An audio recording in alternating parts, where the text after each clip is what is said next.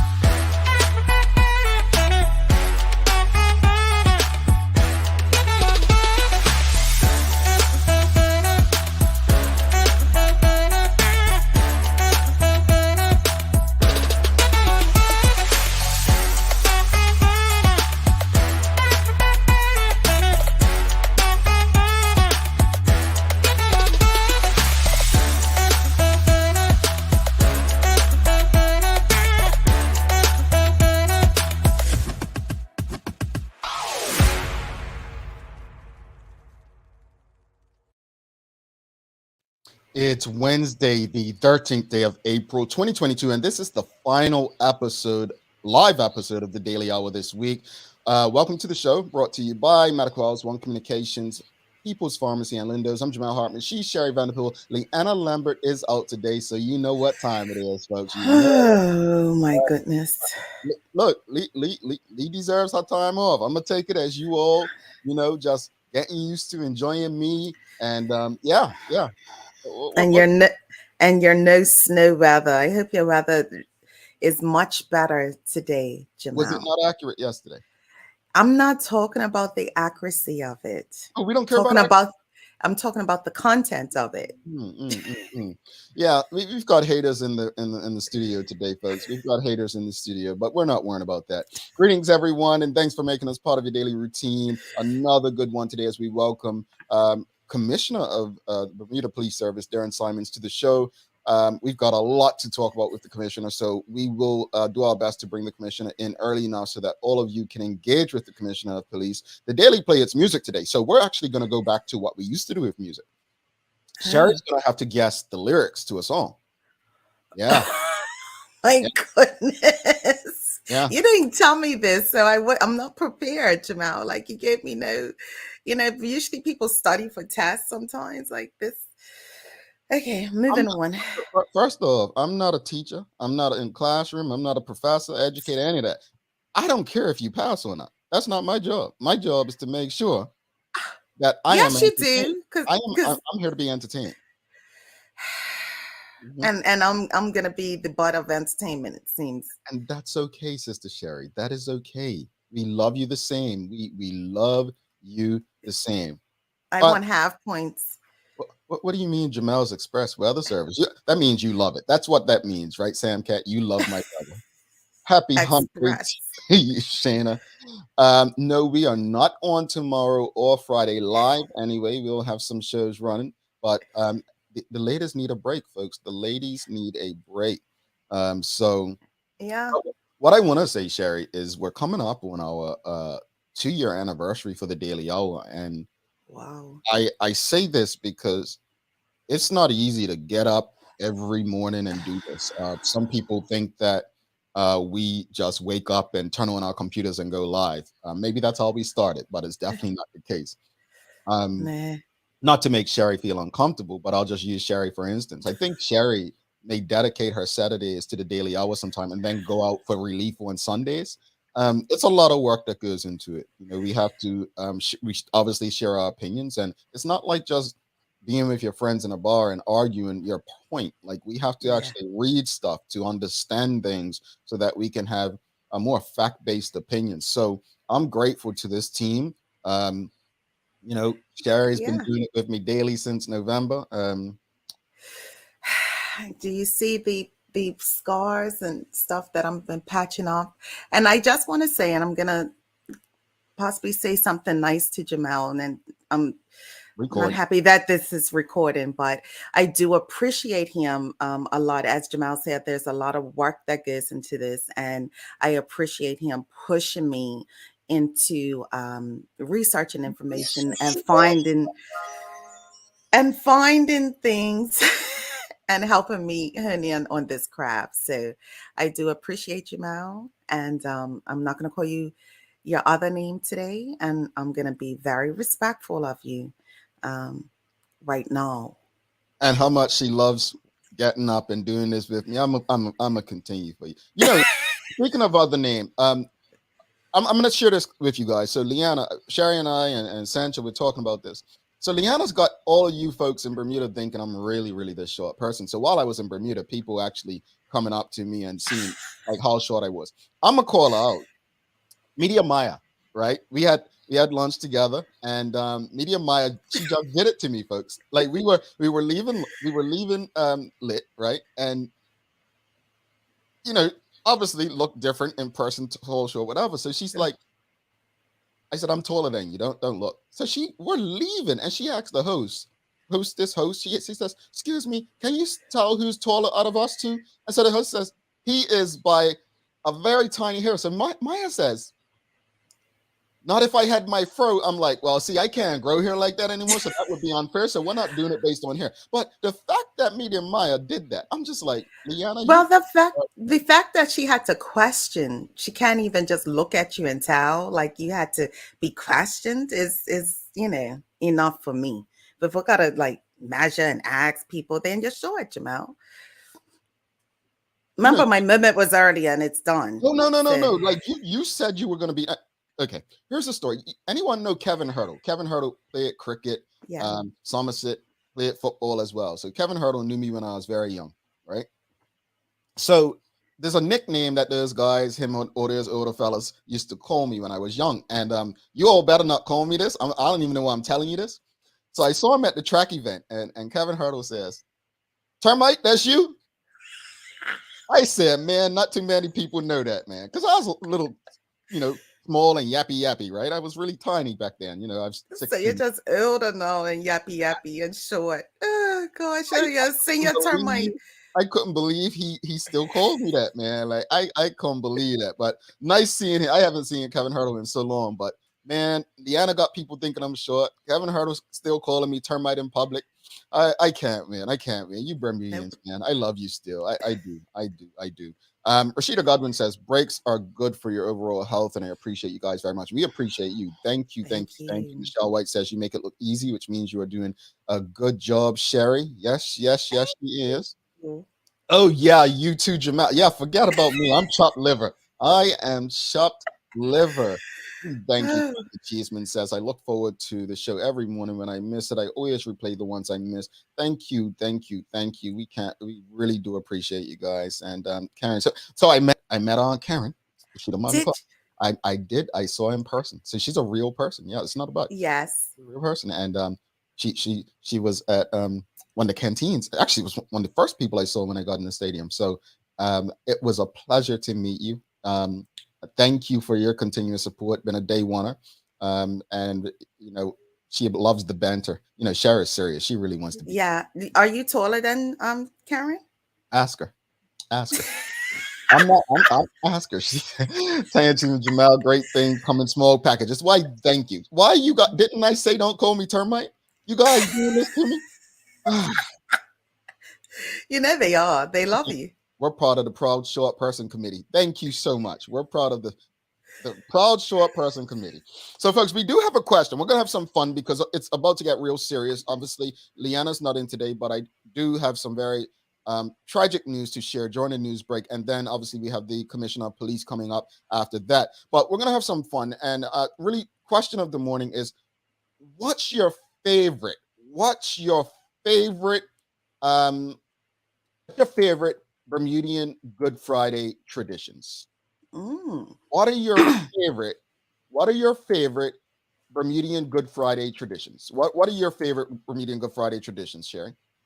Mine is being with family. My dad, wife, we used to go to her family's home, and it is a spread. It's all the family there. There's Easter egg hunts. There, one time we did what is it? Go around the chairs. What is that one called, Jamal? When you're going around the chairs and Musical trying to chairs? musical chairs. And when I tell you, adults playing that, that was hilarious. A couple of chairs were broken, and that was that was funny. Flying kites fish cakes, hot cross buns. For me, it's just being with the family. I just love it. And then being able to go to the different community clubs and be present to their events. I liked seeing all the different community clubs and all the community coming there and enjoying such a great time. So all of that for me. Yeah, I like what you said in reference to the community clubs. I think Rastaman said it to me many years ago.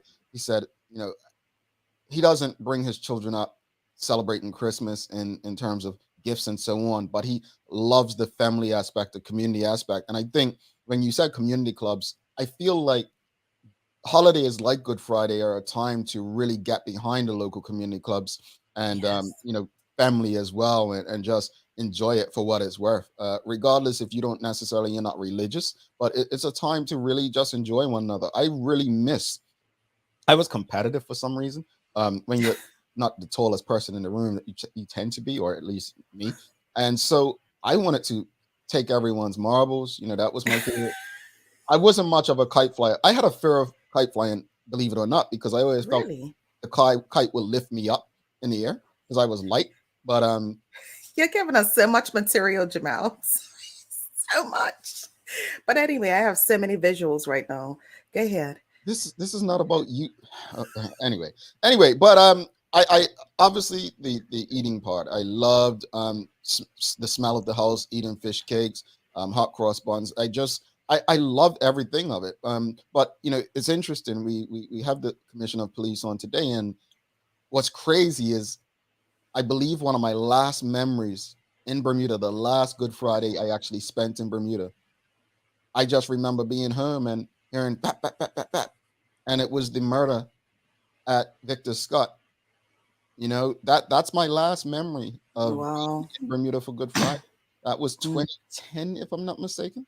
I Um, believe so. and I grew up like my family. We did it. We did Good Friday like down one of my uncle's house. We rotate. I don't know which uncle's house is at this year.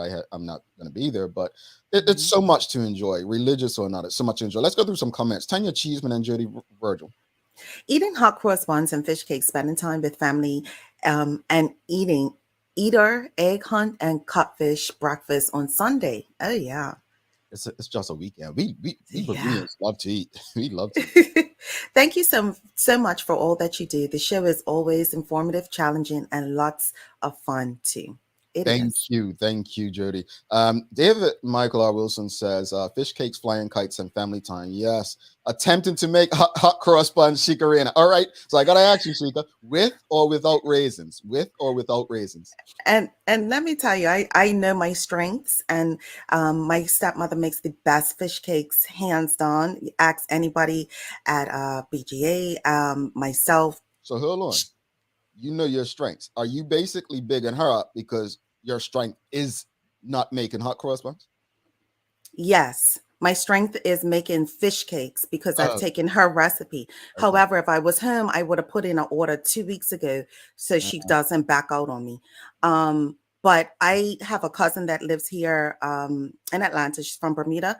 Called her yesterday. Hey, Mish, you're making hot cross buns? She's like, yes. mm, Put my order in. I know my strengths. mm. Hmm. We have witnesses of it? I'm just Fish cakes? yeah. Do we have witnesses? Oh, Like someone that can oh attest in yeah. the audience or something? No. Oh, okay. No, so basically, it's your word against the world right now. So Sherry says she knows how to cook a fish cake, folks. If Hmm. anybody in the audience can vouch for her, we'll take. We just can't take her word. She's just a little suspect. Karen Simmons says flying kites, eating fish cakes, hot cross buns, egg hunts, marbles, being with family, and going to community clubs. Again, community clubs, folks, backbone. They are the backbone. So they mean so much to us. And I don't want to make it sound like it, but going to Good Friday and going to community clubs is like really like club hopping. Like, you know what I Literally. mean? Some people start Well, from Somerset and work their way down. I don't know. I hear St. David's does it big though. I hear they do it big. Yeah. James Burt says determining the right amount of tail for the kite and fish cake. See, that tail, man. That always scared me when I was young, thinking it'll take me up and it'll big along with the tail. I was a small guy. You heard what I said. Kevin Hurdle used to call me termite. I mean, I was only so big.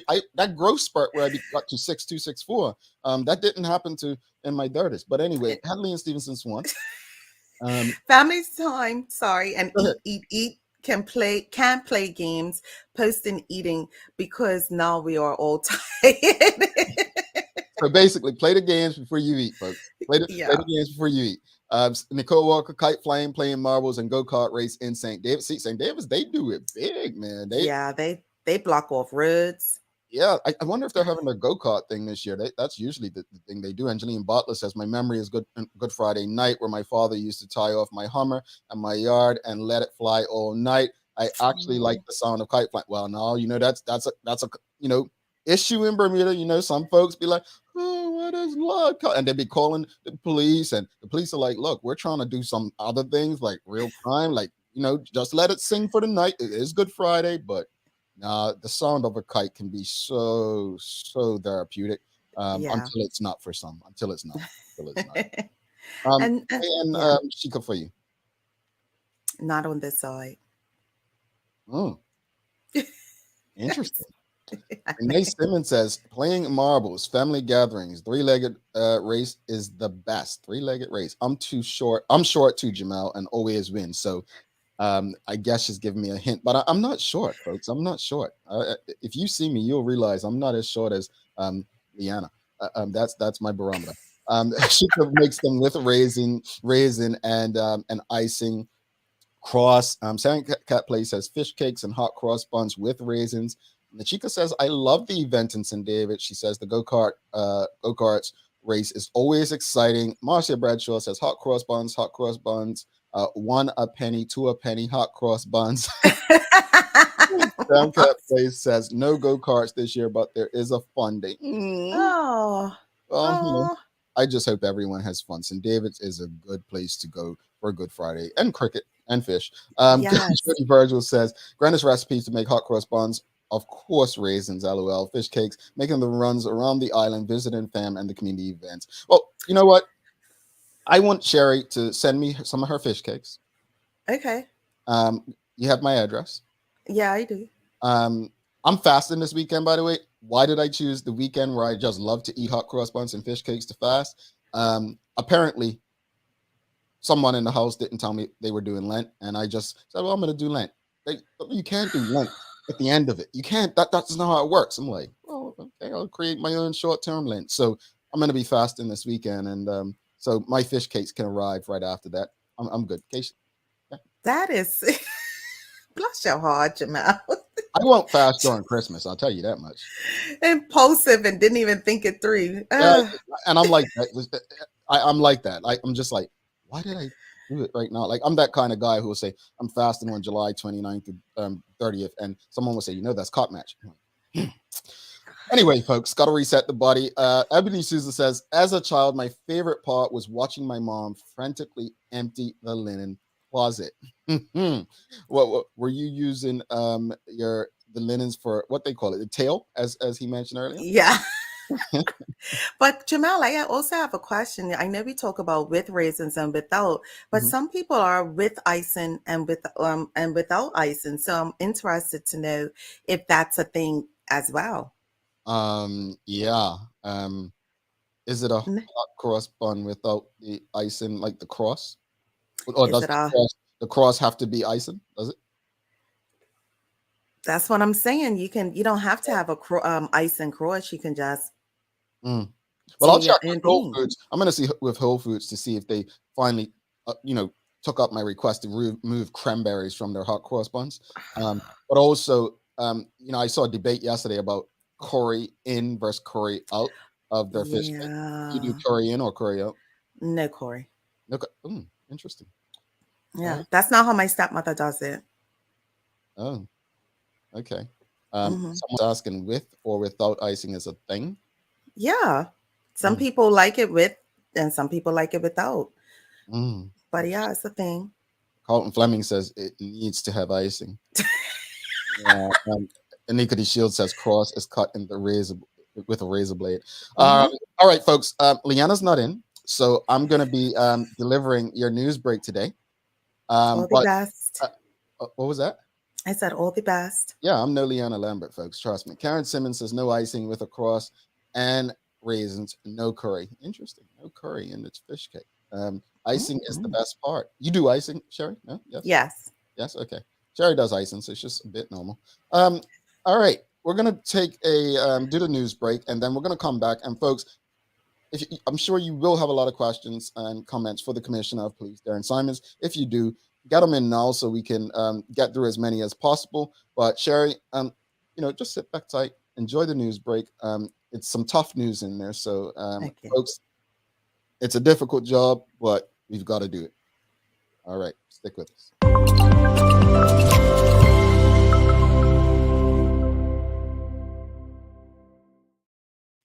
This is the Daily Hour News Break brought to you by People's Pharmacy. Starting off with some sad news, shortly after 3:30 p.m. yesterday, Tuesday, April 12, 2022, police and other first responders attended a two-vehicle road collision involving a motorcycle and a truck at the junction of Redner Road and North Shore Road, Hamilton Parish. The motorcycle rider, a 29-year-old male, complained of chest pains and possible head injuries. He was transported via ambulance to King Edward Memorial Hospital, where while receiving treatment for what were determined to be life-threatening injuries, he succumbed to those injuries. An investigation into this matter, which marks the island's fourth road fatality of this year, has begun, and anyone with information on this incident is asked to call 211 or the main police number at 295-0011. In other news, the Bermuda Police Service can confirm 2 persons have been arrested in connection with the ongoing investigation into the murder of Che Jennings. The suspects were arrested after warrants were executed in the Devonshire area in the early hours of this morning, Tuesday, April 12th, 2022. They remained in custody at this time. Detective Chief Inspector Peter Stablesford said, "We continue to appeal for members of the public who may have any information at all on the circumstances surrounding the murder of Mr. Jennings to please get in contact with us. Investigators are particularly interested in hearing from anyone who may have seen 2 men on a white motorcycle heading east on Middle Road, Warwick, shortly after 8:30 p.m. last Thursday, the 7th of April, 2022. The night Mr. Jennings was shot repeatedly in the car park of the Warwick Workmen's Club." Mr. Stableford reminded, quote, "The rider of that motorcycle wore a red jacket while the passenger had a yellow jacket. Both the rider and the passenger wore black helmets. We know these persons were in and around the Warwick and other areas for some time on the night of the shooting and would have been seen by members of the public. We urge you to please provide us with any information you have, even if you think it to be irrelevant, as soon as possible. Again, anyone with information on this incident should call 211-295-0011. Crime Stoppers on 800-8477, or share that information with a police officer you're comfortable speaking with. In today's weather, let me check my phone. Hold on 2 seconds. It's got the lock on. Give me 2 seconds. In today's weather, it's not operating. Here we go.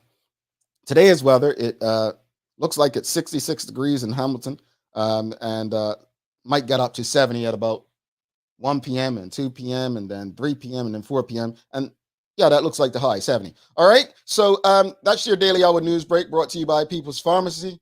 Folks, stick with us. We go back, bring Sherry in, and we're going to have a conversation. Well, she's going to give us days of the year, and then we'll get to the Bermuda Police Commissioner, Darrin Simons. Hey, Sherry, what you shaking your head about, Sherry? I can't with you, Jamal. I just can't. Oh my gosh. We are live. I just talked about how you taught me to do these things. Wow. But anyway, I digress. I'm going to go on to the days of the year. Oh. Today, when we talk about games, if you know me and my tribe, it is National Scrabble Day. This is the day that Scrabble inventor Alfred Moser Butts was born. He gave the world an iconic board game now played all over the world. Today, more than 7 decades later, we live for a triple word score, not to mention the strategic use of those mysterious blank tiles. Now, then, time to lift the lid on that game box and pick out your first 7 letters and begin. Don't forget the Scrabble dictionary. We don't want any squabbles. I know I would need to use it with Jamal, which, by the way, happens to be a valuable Scrabble word, 21 points. It's time to celebrate one of the world's most iconic board games. I love Scrabble. I have a diamond edition board. Me and my friends have scores from the 90s. We treat Scrabble like it's spades. Like, don't mess with Scrabble. Love it. I don't play anymore. I play it with my mother-in-law, and she beat me bad. And I don't. Yes. I don't play. I mean, retirees take it way too seriously. I'm sorry. I don't. We're I'm not retired, and we love it, and we take it very seriously. And enough. no, I'm not. Darrin Simons says, great weather forecast today, 70-degree high. See, they appreciate it, Sherry. Sam Cat Play says, hour by hour forecast. Why is she laughing at me then? Because that was funny. That was a joke. Oh, well, let's do go to a commercial break, and then we have the Commissioner of Police coming up. Sherry's so rude, folks. If you have any questions, like I said, for the Commissioner of Police, Darrin Simons, please, folks, just get them in as soon as possible. We'll get through as many as we can. All right, stick with us. We'll be right back.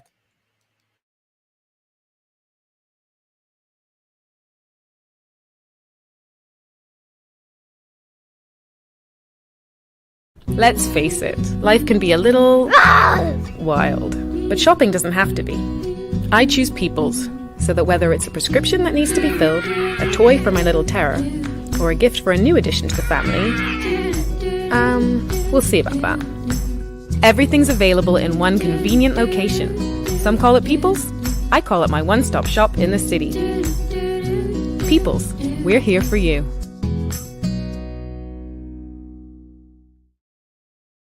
Most of us identify pasta with the joys of Italian food, the most popular cuisine on the planet. After all, pasta is the staple food of Italy, where hundreds of varieties are enjoyed daily. While traveling in the Far East, the founder of the Explore Cuisine company was surprised and impressed by the variety of exotic pastas he found, sampled, and enjoyed there, and resolved to bring this knowledge back to enrich the cuisine of the West. This month, we're featuring delicious Explore Cuisine organic mung bean fettuccine and black bean spaghetti.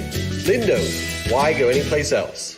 Mom's celebrating her 70th birthday next month. Have you noticed her age is catching up with her? Yeah. Plus, she's having a hard time getting up and around like she's used to. I would sure hate to see her fall. At Medical House Limited, we can help make life situations easier. We have electric beds, motorized scooters, bath stools, walkers, you name it. Mom's been real good to us. We'll get her birthday and Christmas gifts from Medical House.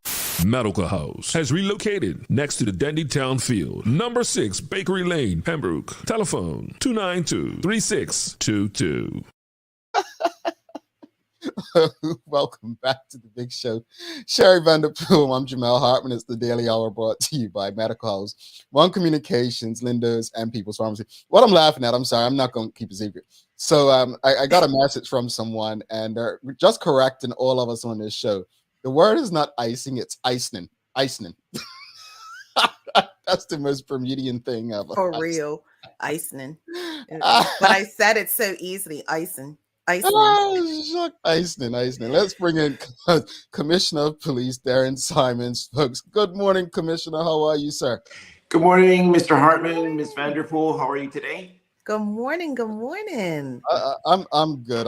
I just I'm challenged with so many people thinking that my height determines my intellectual capacity at times, but that's neither here or there. But thank you so much for coming.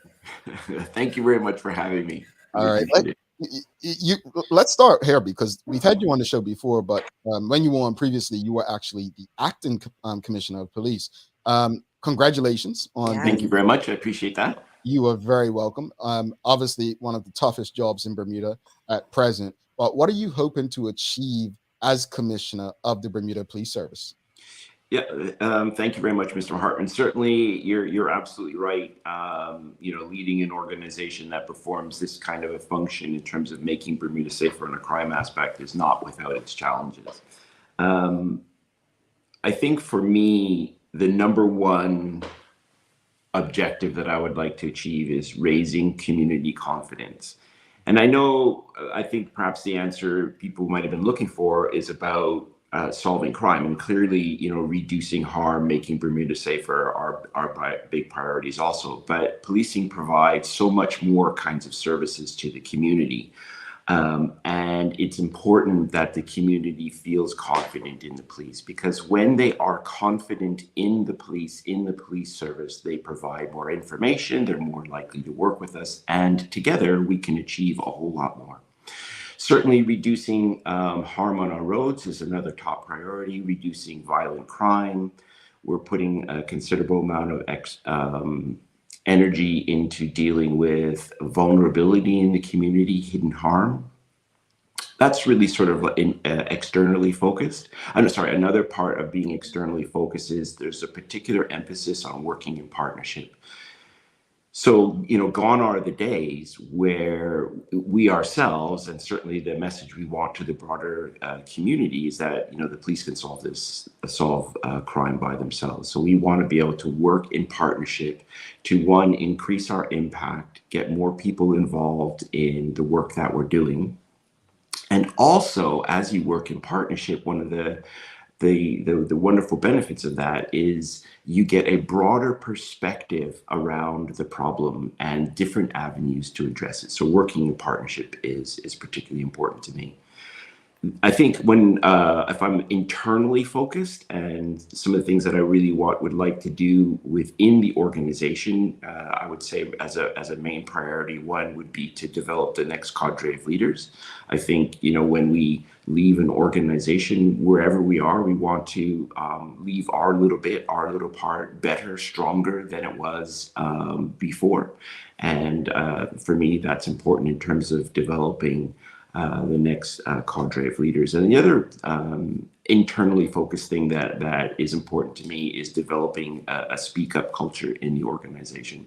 So that's just basically where people feel more and more comfortable to raise issues, to raise concerns, to contribute to the conversation about how we can do what we can do better. So in a nutshell, I think those are some of the key priorities or issues that I want to address under my leadership. Indeed. And thank you for that. And again, congratulations. Last week, Bermuda had 2 gun murders in the space of 48 hours. Explain why this is so concerning for the entire community. Well, I mean, first of all, there's the immediate and obvious trauma that those incidents sort of leave within families, and then as those ripples extend further, within the community. And first, actually, let me start by just expressing my condolences to all the family, friends, and even the broader community that are affected by these senseless tragedies. This would be our 3rd murder of the year. So there's the obvious impact, I think, of a violent situation like that, but there's also, even broader sort of ripples in the community about sense of feeling safe, sense of our community, the perceptions externally of how safe our community is, and our ability to attract people to come into our community and remain here. And the other thing that I, generally talk about is the trauma that's caused within the victims and the larger community, because trauma begets trauma. When you look at the lives of the young people, young men in particular, that are involved in these kind of crimes, you'll very often see a long history of trauma in their lives, and that plays a role in how they act out. So the more trauma we have, the more trauma we get. So I think those, in a nutshell, that's kind of some of the issues or concerns about, that I have when we see these violent crimes occur in the community. All righty. And, there was a police report, actually, we just spoke about it in our news break, that arrests have been made in the case of Che Jennings. Yes. But there are some in the community that feels like there's this catch and release that continues to happen after every murder. There's some arrest without anyone being charged. How can you reassure the public that this is more than just for show or like immediate satisfaction? So I can absolutely assure you that it's not for show or satisfaction. We have this thing called the law that we have to abide by. There's rules that we have to follow, as we do our jobs. What I can say is that you will have like reasonable grounds to suspect. That's the term that we would use. You have information that leads you to believe that person A, person B are the suspects in a crime.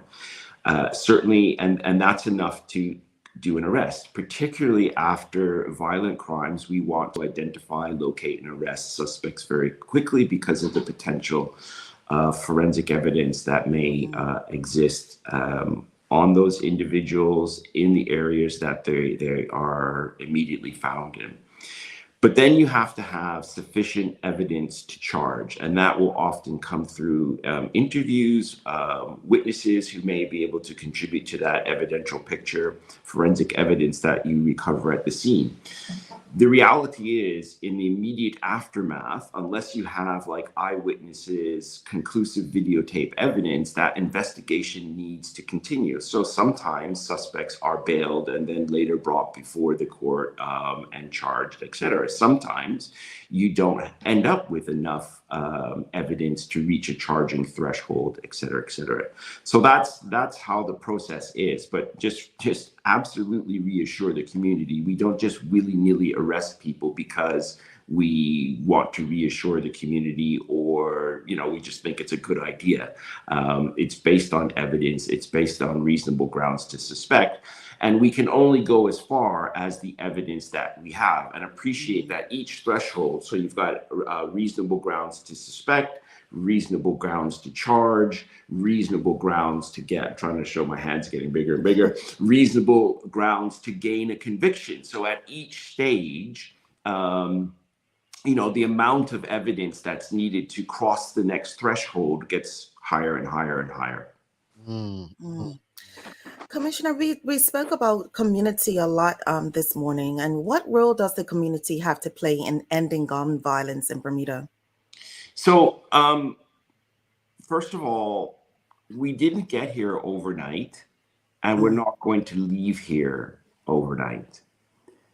We didn't get here just because of police involvement, or some may wish to say lack of involvement, and we're not going to get out of here with just police engagement, around this particular issue. If you look at some of the change, if you look how society has changed when we didn't have these issues of gun violence that we experience today, and then you reflect on what society looks like today, how we engage, you're going to see some differences. So I think the community's role in helping to address gun violence is really about creating engagements with as many young people in the community as possible.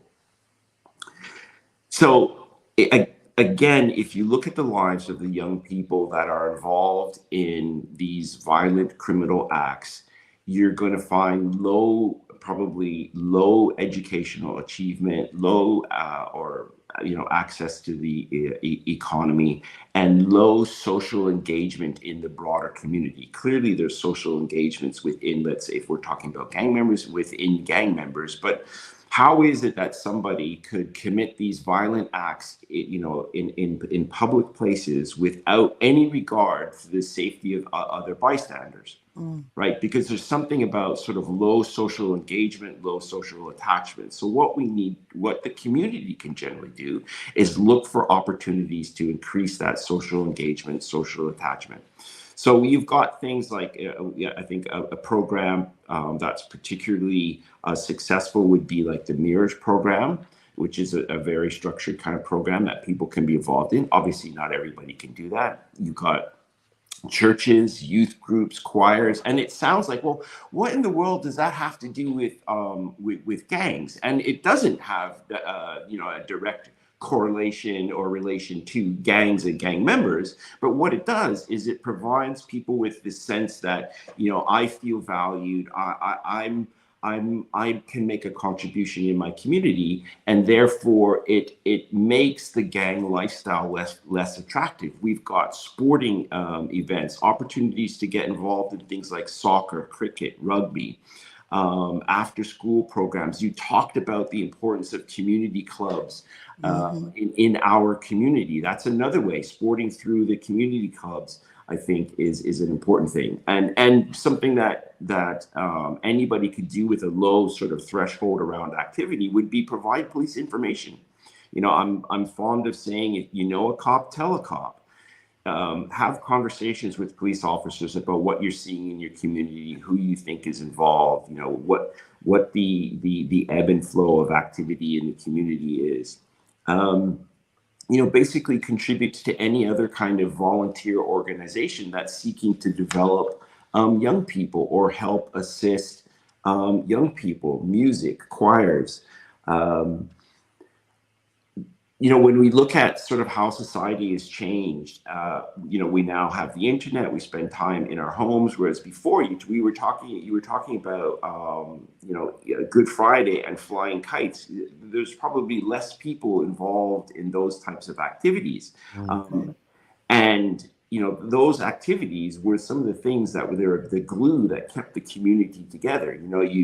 You came out on a Good Friday and everybody was out there. You knew who was out there, your friends, your family, your neighbors. You made these connections as a young person growing up. Those are the kinds of things that insulate them from making the poor choices that really go against and bring harm to the community in the future. How can you, if you're living in a neighborhood where there's particularly younger people, so if somebody's directly gang involved, obviously that is a little bit more risky potentially. If you've got those relationships, great. Make those people feel valued. Help them to understand and appreciate that they are important to you. See them, not just look through them as if they're, not really there, because it is about forming engagements and attachments, and then obviously information that people can provide the police, in relation to actual crimes, in relation to people in the neighborhood that perhaps don't belong there, just information that helps us do our job from an enforcement perspective.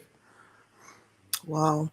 And we spoke about that there were, 2 murders within a 48-hour time span with the use of guns. In years past, some have seemed to downplay the amount of guns on the island. And there seems to be more firearms on the island now. How are they getting in Bermuda undetected? So anywhere people, packages, products come into Bermuda anyway, is how firearms are getting into Bermuda, detected or undetected. Now, if you look at just the sheer amount of people that come in and out of Bermuda, the sheer amount of packages that come in and out of Bermuda, the sheer amount of container ships that come in and out of Bermuda. I was going to say the sheer amount, but the amount of sailing vessels that transit to and from Bermuda, there are all kinds of ways for firearms to get in. And clearly there are enforcement and detection efforts at our ports of entry, but firearms are pretty small, and clearly from time to time they get in. We have always consistently said that there's a relatively small number of firearms, and from in Bermuda in circulation, and from the ballistics data that we collect after each firearms incident, where there is, like shell casings or bullet heads, things like that. We have them analyzed in a database that matches the ballistic fingerprint of the shell casings or bullets. So we know that there are a relatively low number of firearms in Bermuda. We're actually just updating our spreadsheets and tables. So I would imagine that by the end of next week, I would actually be able to say there are X amount of firearms, unique firearms that have been used in Bermuda.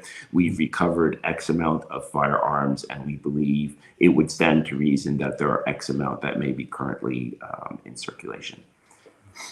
Wow. Let's switch gears to road safety. The Operation Vega seems to be proving a success based on statistics released recently with a reduction in collisions in your Q4 of 2021. How has this been accomplished? Well, I think that is well. First of all, let me just create a more tentative or cautious link between the enforcement and the reduction of accidents. So what you're doing is you have two statistics: the number of accidents that there are, the number of tickets that we're issuing, and we can see that as the number of tickets rise, the number of accidents go down, and certainly in a short space of time. So we would like to believe, we would like to think that increased enforcement action has had a direct, there's a direct correlation between them and has caused the accidents to go down. So that's the story we definitely want to have, and that's the picture that a reasonable individual might draw. And that is really about sort of targeted enforcement of traffic offenses, specific offenses, driving without due care and attention, certainly speeding. We are listening to the community in terms of putting officers in areas where members of the community are saying, hey, there's a lot of speeding going on at this time and at this location. And even as I sort of drive around the roads, I can think I can see that when there has been recent enforcement in an area, I run in every morning not every morning, most mornings along North Shore Road. And I can tell, you can just tell that vehicles are moving slower when there has been recent enforcement, let's say along North Shore Road. So I think that enforcement plays a role in changing driver behavior, but it's not going to be the panacea. And we have been in a place where there was all kinds of enforcement, and the numbers of fatalities are remaining about the same. I think there was 17 last year, one of the either the second highest or highest sort of in recorded history. And we've been in places where, it was just under that, where levels of traffic enforcement were just, vastly higher. So it is not, whilst I think it's a short, sharp sort of check around driver behavior, it's not the thing that's going to just end this. We need to look at education, and I think this coming year you're going to see some really good work coming out of the Road Safety Council in terms of trying to educate drivers, trying to raise their awareness around safe driving habits and encourage safe driving. So that really also needs to be a part of the conversation, the discussion, the solution. Alrighty. If you have any questions or comments for the commissioner, just send them through and we'll get through as many as possible. Grant N.S. Smith, he's asking, is it the governor's call to invoke martial law? And are we not reached that point to round up known gang members and detain them until they cooperate? Don't we need draconian measures to combat extraordinary times? So to succinctly, actually, is there any chance you could put the question back up just to make that, just to make sure I hit it? So it would be the governor's call to do what, in this context, to invoke emergency powers. You would have seen emergency powers invoked during the COVID time, and that just allowed for very quick and timely changes in legislation to respond to the pandemic. Do I think we're at the point where that kind of a draconian measure needs to take place? No.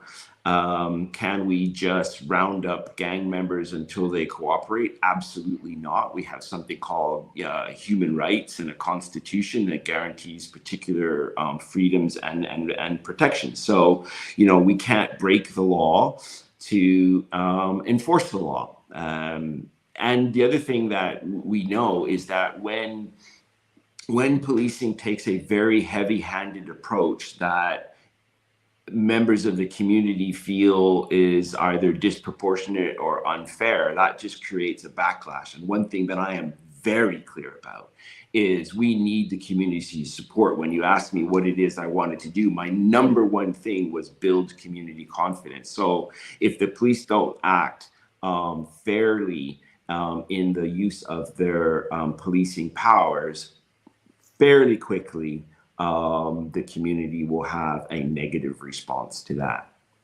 Okay. Sam Cat Play, she's asking, how do you increase confidence when the press is so hot to get the information you have that can reveal too much, thus creating fear of being found out, therefore persons are not likely to help? So I think for me, just looking at that question, there's a couple things to unpick. And one of the things is going to be the impact of the media on confidence. So, I mean, it would be no surprise to anybody that the media sort of thrive on bad news and continuing to repeat that. They have a role in terms of educating the public and shining a light on that. But I've also, often have conversations with journalists about if all you talk about is and highlight and focus on is what's going bad in our community, it just helps people to feel, helps people to actually feel bad about their community. And the reality is the fear of crime is actually far, far, far more insidious than actual crime. In terms of the media's role in releasing information about who's helping, I don't really have a sense that that is a particular issue, and I appreciate the callers, or I appreciate the question, but it's not something that I can necessarily particularly relate to. We have very robust mechanisms in place to keep people's assistance sort of protected, anonymous, obviously until at such a point in time as an individual chooses to, let's say, give evidence in court. But until then, we have very robust mechanisms in place to protect people and ensure that they're providing information remains confidential. Alrighty. Mishka Fabla is asking, how do you see policing strategy changing if the government's cannabis regulation bill becomes law? Okay, so let's just say, I mean, the current bill regulations is about dispensaries. It doesn't actually make it totally lawful, but clearly it would appear that is a trajectory that Bermuda is heading towards. So one of the upsides of that is it decriminalizes that as an offense, and it helps to shift our model or our focus towards more of a public health response rather than a crime response. And there's some benefit to that, because we are criminalizing young Black men predominantly around this issue. On the con side, just about sort of legalization, there are a whole bunch of health risks. So I believe it was Martha Dismont that published an opinion piece or a Royal Gazette article where she provided the statistics around Humboldt County, where hospital admissions due to psychosis just went through the roof. Road traffic accidents that were connected with misusing or using cannabis went significantly up. So I think that there are some downsides, upsides and downsides. How would policing change? Obviously, that's something that we would no longer enforce. And we would have to just sort of wait and see how society changes around that and what other issues arise as a result of more people consuming cannabis and the impact that has. All righty. Nicole Walker says, congrats on your appointment. It is good to see a Bermudian back at the helm. Question is, what offense is committed in relation to kite flying? Wow.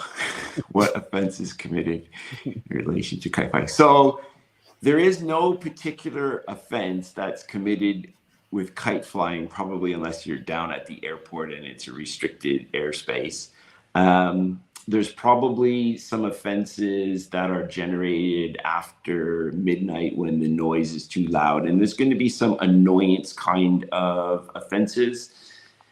I don't just off the top of my head, those are the ones that come to mind. To be fair, I'm not necessarily 100% up on the kite flying offenses at this moment in time. but I do know there is no specific kite flying offense. It might be the location, time of day, and issues around causing annoyance. Commissioner, they're going to hold this. This is going to be the statement. I see we can't. Commissioner, say it. They're going to grab it. They're going to grab it. Let's go through one more question we have. Well, I'll combine them. Karen Simmons says, do police officers undertake restorative practice training? And Manuela John says, does a witness have a choice whether they give testimony in court or not? So training and testimony. Okay, so restorative practice, we actually have a couple, I think it's 2 restorative practice trainers in the BPS.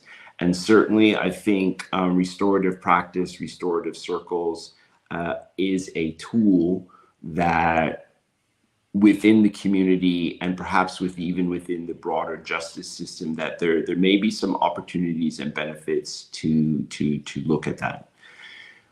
Within the BPS, in terms of looking at problem solving, conflict resolution as a tool, I think that's particularly helpful.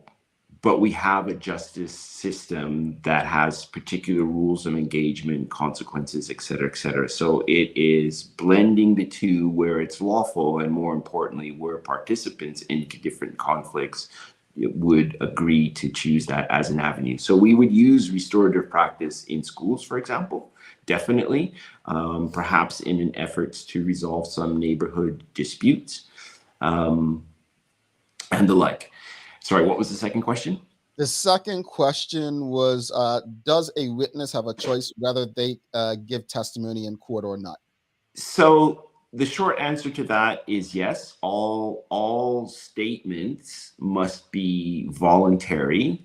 There are circumstances where the courts could compel an individual to, present themselves. That is pretty rare. Within the police, obviously, you would start by having provided a statement. Well, first of all, you would start by having provided, telling us what you know. And that's usually a verbal conversation. And then we would ask, would you mind giving that as a statement? And then we would be working to help people feel confident about giving evidence in court. So in only very rare circumstances would an individual be compelled to give evidence in court. One of the fundamental principles of our justice system is that statements must be voluntary. But we do appreciate that there are people along a continuum. Some at the start are very confident. This is what I've seen. This is what I want to tell. I want to do my part to solve this crime, help the community, et cetera, et cetera. And others, are going to have maybe some concerns or some fear. And we work with individuals to help them feel confident, to address their areas of concern.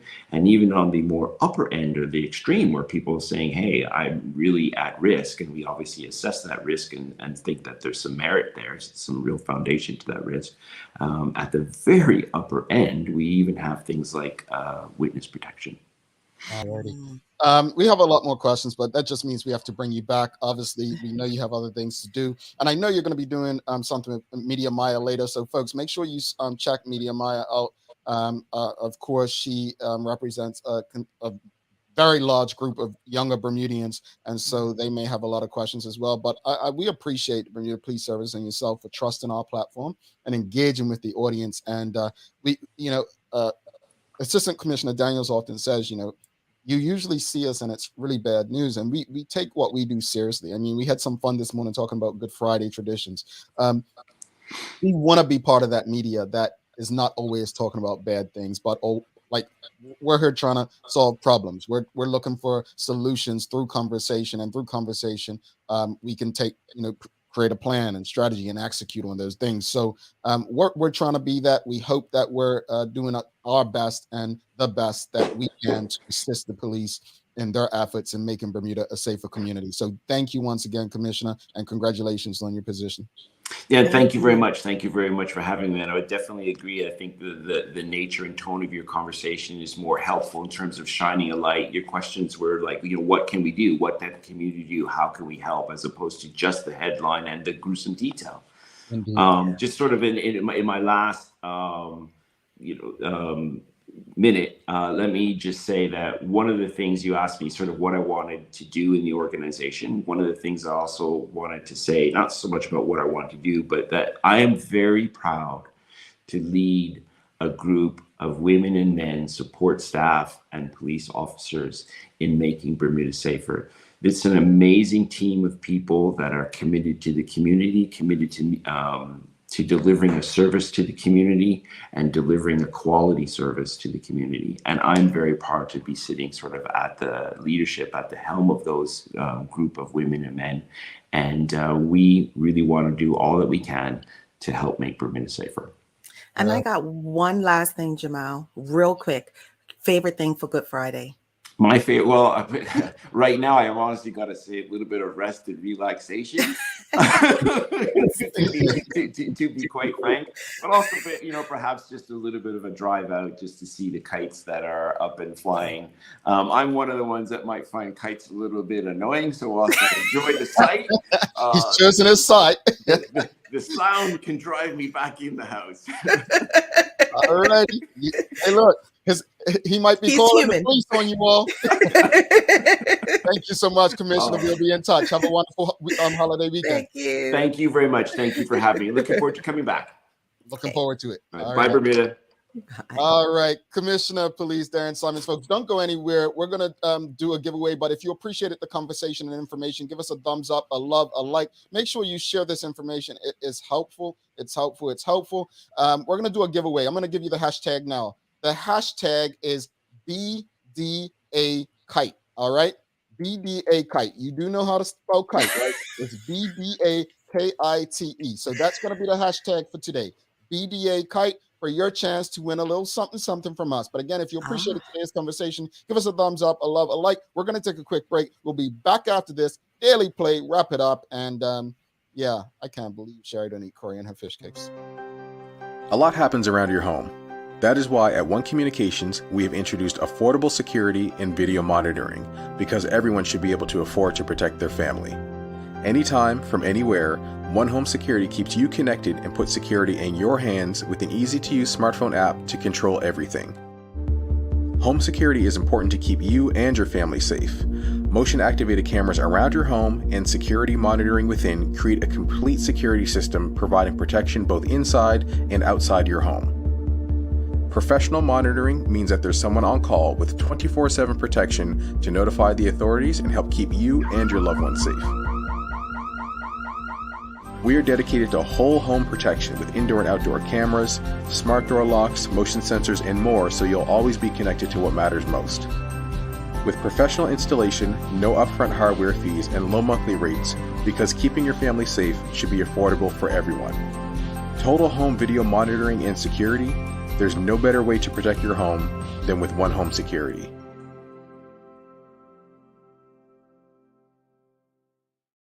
Alrighty. Thanks again to the Commissioner of Police, Darrin Simons. Again, if you appreciated that conversation, give us a thumbs up, a love, a like.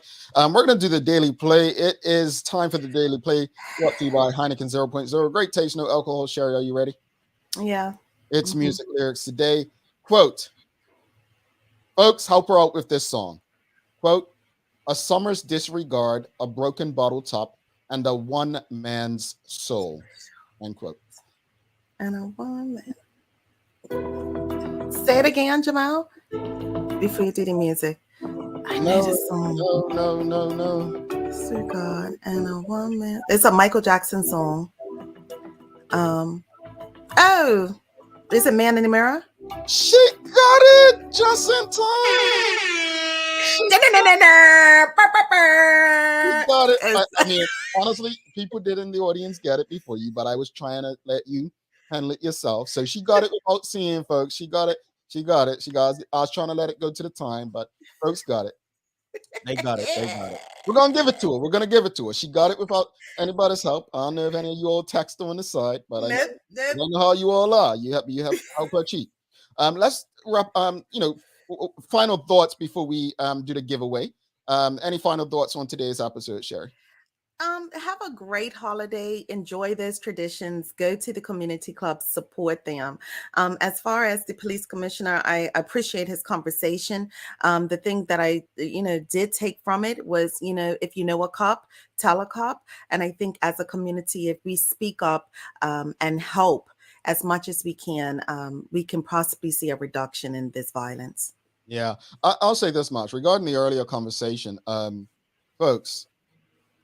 How do you not eat fish cakes with curry in them? Like that's like hot cross bun without the flavor of raisins. Really? But anyway, I'm gonna leave that alone. Now, I do like a little fish cake with a little banana on it or something like that. Yeah, we can agree. But let me just say this: ketchup doesn't go on a fish cake. Tartar sauce doesn't go on a fish cake. Fight me. Yeah. Yeah, I would. Yeah, fight me. Just sprinkle of hot sauce. With your slice of tomato, you slice of tomato. Yeah, there you go. But you don't need that tartar sauce and ketchup. You just put a little hot sauce, slice of tomato, yeah? Nah, Jamal. Huh? All right, we should have asked people how they eat the fish cakes because that sounds like a Venda's fish sandwich. See, now you're getting rude. She's too disrespectful, folks. Let's do this giveaway before she gets, me in trouble. See how she is. Let's see who's got it. Let's drum roll. Who's got it? Laverne Tucker. Nice. Congratulations to you, Miss Laverne Tucker. You will be getting yourself. Look, this is what I heard. I heard the good is on Island. I heard that customs may be holding them up. So, they get in trouble now, Jamal. I don't know, folks. I don't know. But I just want to once again say condolences to the family of the young man who was lost yesterday on Bermuda's roads. Very, very sad to hear that. 29 years old. Folks, it is a long holiday weekend. Take your time. Bermuda Police Service, I appreciate the work that they're doing to create a safer Bermuda. And my hope is that we as a community understand the role that we must play as well. Nicole Walker says, yes, ketchup. Yes, she says it does belong on a fish cake.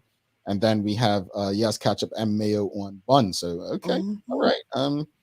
We've got mayo, tomato, and pickles. Ooh. No, Renee. There was and people couldn't afford tomatoes. Well, hey, I still can't afford a lot of things, but for some reason I do my best to find a way to enjoy them. Any daily inspiration for us, Sherry? Send us off for the weekend. I do, and I clicked out of it that fast. Your focus determines your reality. Focus, and that was by George Lucas. Yeah, and I think it's very fitting for right now. Indeed. I'm gonna miss you over the weekend, Sherry. It's a long time we're not gonna see each other. Oh, Jamal. Did I say that publicly? We're on air. I know, and it's recorded. You have a great holiday. I'm probably gonna still talk to you all weekend, but have a great holiday. Yes. Anyone who wins a prize from us, make sure you send an email to engage@thedailyhour.com. Engage@thedailyhour.com, and someone will be in touch for you to collect your winnings. I'm fasting this weekend, so and I'm off on Friday from my other job. So yeah. Well, yeah. I'm not. I don't have that privilege. But anyway, you all don't want to hear about what I'm going to be doing this weekend. Sheriff's weekend's much more entertaining. Trust me. Those voice notes she sends me weekends, folks. She lives a good life. Thanks again to our partners, Medical House, One Communications, Lindos, and People's Pharmacy for ensuring that we're able to do this with you on a daily basis. As always, we appreciate you. We love you, and we thank you for making us part of your daily routine. If all goes well, we'll be back to do this again with you next Monday live. She's Sherry Vanderpool. I'm Jamal Hartman. My friends, make it a safe and great holiday weekend. She can't find her cup, but look, I got mine. Make it a good one.